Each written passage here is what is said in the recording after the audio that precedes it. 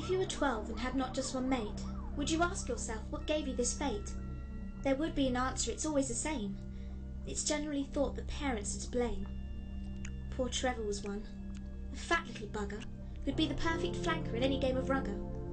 Yet spent his life sat on his arse, in front of the TV as the days would pass. He watched more TV than anyone I know, to escape the world that surrounded him so. If you knew what went on in his tiny little head, your heart would bleed, you'd rather be dead. His dad was a nightmare with a very short temper, an inadequate drunk with a very short member. His mum was evil like any sick witch. Dad referred to her as "you stupid fucking bitch." Trevor didn't understand what was all the fuss, when he beat up the other kids to pulp and pus, since his dad did it to him time after time, and after the stitches, he was just fine. His mum would get hysterical, scream in the lot, then take her pills with a very strong shot. With a fag in her mouth and unable to walk, collapsed on the chair and unable to talk. His dad went mad and kicked the TV. His team had lost the cup, you see. The telly was bust and Trevor was too. That was his life. What was he going to do? He went to his room and stood there blankly. Motivation wasn't an attribute to him, quite frankly. He had no toys. Dad threw them out, when Mum accused Trevor of being a nasty little lout. He lay on his carpet, not cleaned for years, as he started to contemplate his greatest fears, then decided to be bold with nowhere to go, and took himself off to the garden below.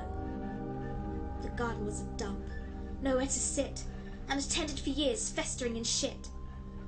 Much like myself, Trevor began to think, as he stepped on a dead rat in the old kitchen sink. But amongst the rotten rubbish in a very foul pond stood a delicate little flower, alone and strong, which should have brought Trevor at least some hope that no matter the surroundings, one can always cope. Trevor, though, did not understand, and ripped it up with his grubby little hand, plucking its petals one by one, until all its dignity had finally gone. That was his life, and he knew nothing more.